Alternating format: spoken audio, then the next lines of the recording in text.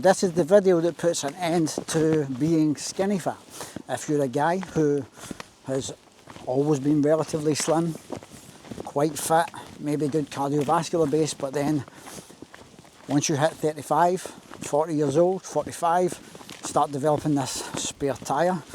You don't have the strength and muscle levels that you used to, and no matter what you do fitness wise, you just can't seem to reverse the trend. In this video we're going to talk about why your diet is probably a bigger issue than what you think, the practical steps to take to fix your diet, fix your workouts, without having to turn your life upside down, because that's one of the biggest problems that a lot of men have. Busy lives, kids, careers, barely get a spare minute to yourself. Extreme diets don't work. If you're new here, I'm Dean. I'm a former military physical trainer, and I was one of the fittest guys in an infantry battalion. But, and this is a big but, I didn't look as fit as I was because my diet and lifestyle was quite horrendous. And I had this mindset that because I was always a skinny guy, the only thing I needed to be concerned with was eating as much as I could to gain muscle, to get bigger and stronger. I was living like an athlete. Hours of hard work just training the soldiers, taking them out on the runs, the loaded marches, which we call tabs, sometimes multiple a day, and then doing my own training in the afternoons or the evenings. And over that time I did gain strength and muscle, but I also gained a lot more spare tyre. And it's a very unflattering look, not the best pitch during mating season. If that sounds familiar to you, let me first show you a few other examples, just to demonstrate how important your diet is. So this is David. I'll pull his progress pictures up on the screen. David was historically a skinny, slim guy also, but liked his fitness.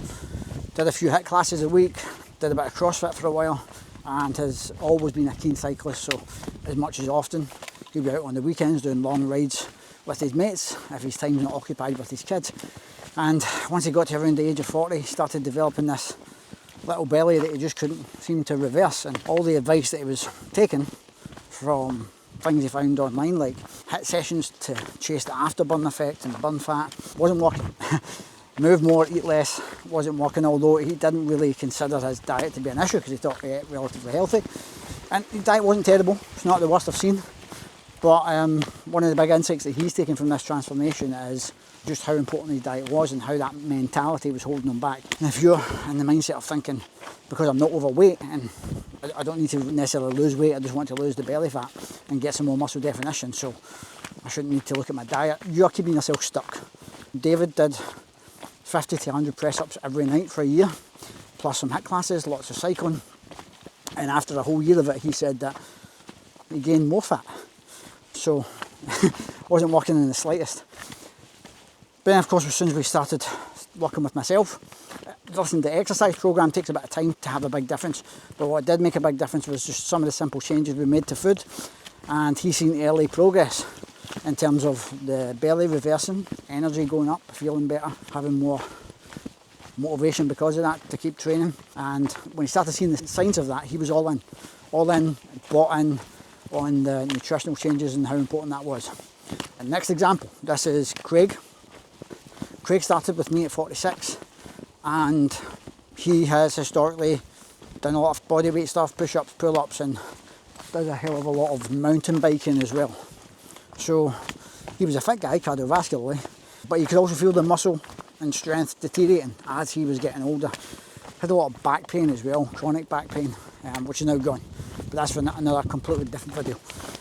But yeah, Craig was very conscious of his food from a health perspective. He always chose brown bread over white, brown rice over white. Fair amount of fruits and vegetables, to be honest, like more than what I've seen most guys eating, but he wasn't getting enough protein, wasn't getting enough healthy fats in his diet. All the things that make a big difference when it comes to having good muscle definition and also reversing the body fat. Equally, strict diets, turning your life upside down doesn't work either, especially if you have a family and they all have their set ways of eating, so that can cause more domestic stress if you're trying to be completely different from everyone else from day one. However, the way I see it is our responsibility as the leader of the household to set the examples, so we can't use it as an excuse either to just stay where we're at. But what you do need is a strategy for integrating better nutrition habits into your life. And the way we do it is break it all down to small steps. So for example, maybe you're working on getting enough lean protein in your diet for the first couple of weeks, and by the time that's done, that's going to be more familiar, more normal for you, and then you'll start integrating fruits and vegetables, then working on your portion sizes with carbohydrates. Processed carbs is a big one. Skinny fat guys generally eat a lot of sugar, a lot of processed carbs in the forms of sweets, biscuits, cakes, breads, pastas, and this stuff isn't like the devil in isolation, but you probably don't realise that you are likely getting more than 50% of your total calorie intake from these foods. And the body composition stuff, you know, being lean and having muscle definition or not having that, isn't really your biggest worry in this case, especially if you're in your 40s heading towards your 50s. It's chronic illness and disease, which will come from having a diet that's higher in processed carbohydrates. So if you don't want to be a burden on your family, guys, and you want to be healthy and be able to do stuff and not be fucking struck down, then you have to take responsibility and ownership for your diet. So trying to focus on better quality carbs for the most part. Listen, I love my ice cream. I'm a huge ice cream addict. But for the most part, trying to get most of your carbs from fruits, from whole grains, from things like potatoes, sweet potatoes, and just portion sizing these things accordingly. If you're not losing body fat despite your efforts, then you need to look at how many portions of these things you are having and just take some away, right? You're probably just overeating, because calories in, calories out also matters, but so does the quality of your nutrition. And then the quality of your workouts, which will bring us on to the last point. HIIT workouts are not bad. Cardio is not bad. These things are really good for your health and general fitness, but you're lacking muscle mass. You need to do the things that specifically target the gain of muscle mass, and you need to go on a journey with this. It's not an overnight fix. Some people see better results in like 3 months of consistency, and some people take around 6 months to really start seeing the big benefits. So mentally, you need to set yourself right for that journey, and practically just getting 2 to 3 workouts a week of designated strength work where you do sets and reps. You go all out on, say, a dumbbell bench press. Doesn't need to be in a gym. You can have your own home makeshift gym. Most of my clients do. But let's say you're doing 3 sets of bench press of between 6 and 12 reps. You do a set, you rest. It can be 60 seconds, it can be 2 minutes. Generally the longer the better. Then you do a set again.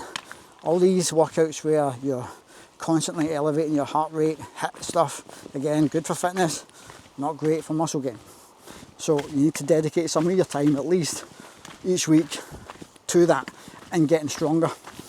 Your physique is going to be directly correlated to your numbers, just like your financial confidence is directly correlated to the numbers in your bank account. That doesn't increase overnight either. It takes you a while to save a good amount of money, to make some good investments and have that financial confidence. If you want confidence in your body, how you look, how you perform, it's going to take you a while to accumulate lots of sets and reps so that you have higher numbers. Let's say for talking sakes, you start out in your dumbbell bench press in the 10s, come back and see me when you're dumbbell bench press in the 30s for 3 sets of 10 reps. You're going to have a much better physique. So, hope you found this helpful. If you did, do me a favour, hit the like button, drop a comment, let me know what you're taking away from it, because it helps the channel, show it to more people. And if you want to learn more about how I help guys do this, then I have a free email course where you get a free email a day. It's called the Dad Bod Debrief, with all the best stuff I know on getting in shape after 30, in your 40s, in your 50s. I'll put the link in the description somewhere around this video. I'll also link in my coaching program so you can check that out too. That's not for you at the moment, that's totally fine. I appreciate your time. Thanks for watching the video, and I'll see you on the next one.